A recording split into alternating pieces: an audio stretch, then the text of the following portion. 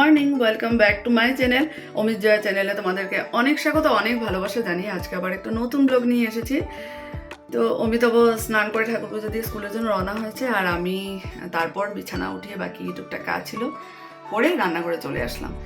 তো রোদ সেভাবে উঠেনি এখনও, তো কিছুক্ষণ বাদে হয়তো উঠবে, কুয়াশা কুয়াশা ভাব আছে। তারপর জামা কাপড়গুলো মেলে দেবো। তো এই ফাঁকে দুধটা জাল বসিয়েছি, দুধ জাল হয়ে গেছে। দুধ জাল হতে হতে আমি আমার জলের ফ্লাক্সটাও ভরে নিয়েছি। কিন্তু একটা কথা কি জানো, আজকে আমার এক্সাম ডিউটি ছিল না। মনে ভীষণ আনন্দ ছিল যে আজকে বাড়িতে থাকবো, আর থেকে কাজ তো থাকবেই, আর সাথে একটা স্পেশাল মেনু বানাবো। কিন্তু তার হলো কোথায়, কাল রাতে হেড স্যার ফোন করেছেন যে স্কুল যেতে হবে, আইএস অফিস থেকে কয়েকজন আসবেন, স্টুডেন্টদেরকে এক্সাম নেবে, যার জন্য আজকের 9-এর এক্সামটা পোস্টপোন হবে। তো কি করব, চাকরি যেতেই হবে, ভালো না লাগলেও মনে দুঃখ নিয়েও যেতে হবে, কারণ কালকে থেকে খুব আনন্দ ছিল মনে। তো যাক, এই যে এখন আমুল তাজা বের করেছি, চাটা বানিয়ে তারপর এক এক করে অনেক কাজ এক এক করে করবো। আর তোমরাও সাথে থাকো, পাশে থেকে স্কিপ না করে ভিডিওটা দেখতে থাকো, আশা করি ভালো লাগে।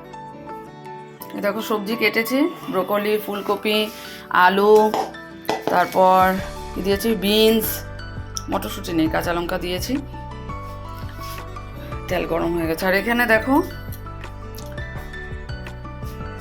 পাঁচ তুলসী ড্রপ, একটু সর্দি সর্দি আছে, তো আমি তো বললো এটা প্রতিদিন যখন সময়, সকাল হোক সন্ধ্যা হোক, খেলে খুব ভালো ফল পাওয়া যায়, খুব কাজ হয় এই তুলসীতে। তো ছেলের আর আমার জন্য একটু নিয়েছি গরম জল দিয়ে। সবজি বসিয়ে দিয়েছি, আর আজকে নিয়ে যাব চিড়ার পোলাও, চিড়া বের করে রেখেছি। আর এখানে আছে পেস্তা, সেটা নিয়ে নিলাম।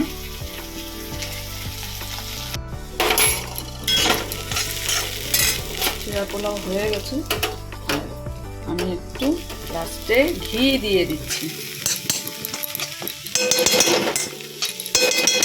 টেস্টি হয় ঘি দিলে। সেন্টটা, ঘির সেন্টটা তো অন্যরকম না।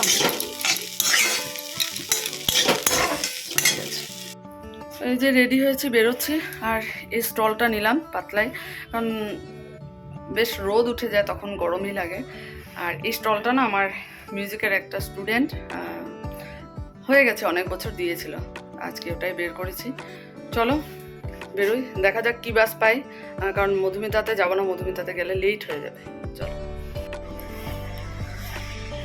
বাড়িতে কাজ করে করে এত গরম লাগে না, তখন সোয়েটার পরতে ইচ্ছা করে না, কিন্তু রাস্তায় বেরোলে মনে হয় বেশ ঠান্ডা ঠান্ডাই লাগছে। দেখা যাক কত লেট হয়, কি হয় কিছুই বলতে পারছি না। টিফিনও নিয়ে নিলাম।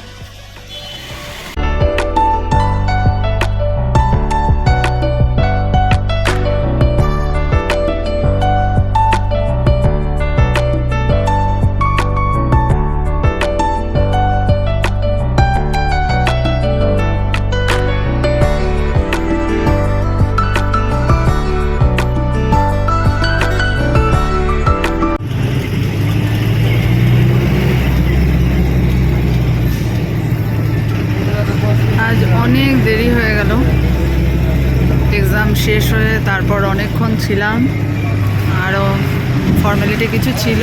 তারপর স্কুল থেকে বেরোতে বেরোতে প্রায় 2:45 হয়ে গেল, আর এখনও আমি রাস্তায় আছি। বাড়ি পৌঁছতে পৌঁছতে আজকে 4:45 হয়ে যাবে। সূর্যটা কি ভালো লাগছে না দেখতে, দেখো ঢেকে গেল, আকাশটা দেখো।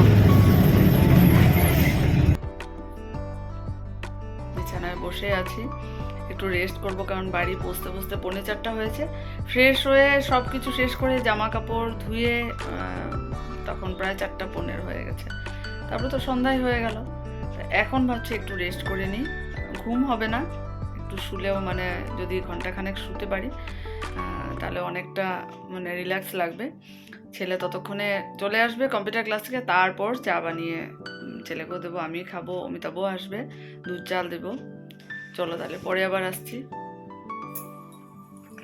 দুধ আনলাম, দুধটা জাল দেবো, আমুল তাজা দিয়ে চা বানাবো। এখানে মুসুর ডাল ভিজিয়েছি, মুসুর ডালটা বসিয়ে রাখবো। পাঁচফোড়ন শেষ হয়ে গেছিলো, পাঁচফোড়নটা ঢেলে রাখি।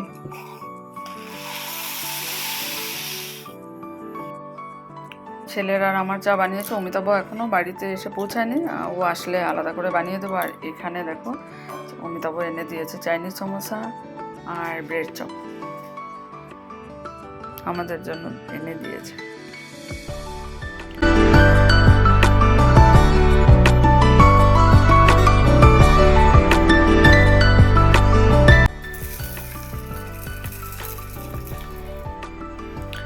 কালকের জন্য একটু ভিজিয়ে রাখলাম চানা মুগু। অমিতাভ আমার ছেলের দেখতে কম কম লাগছে, কাল সকালে দেখবো অনেকটা হয়ে গেছে।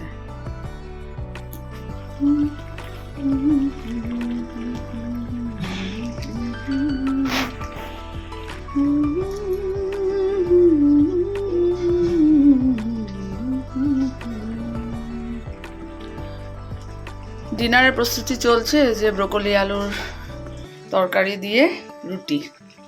আর এখানে দেখো তেলটা বসিয়েছি, আমার জন্য একটু রুটি রিফাইন তেলে ভাজবো, আর অমিতাভর ছেলের জন্য শুকনা রুটি। কারণ আমার শুকনা রুটি খেতে ভালো লাগে না, আমি মানে ঘি বা রিফাইন দিয়ে ভেজে রুটি খেতে ভালোবাসি।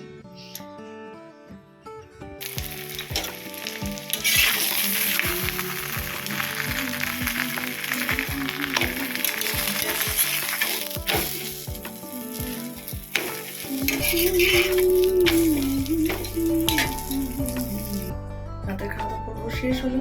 আর বাকি যে কিচেনের কাজ ডেলি তো থাকেই, দেখো গ্যাস মুছে সব কিছু ঠিক করে রেখেছি যেগুলো করতে হয়। আর কাল আবার সকালবেলা উঠতে হবে, আমার এক্সাম ডিউটি আছে, ক্লাস আছে, মানে ক্লাস করে এক্সাম ডিউটি, অমিতাভর স্কুল আছে।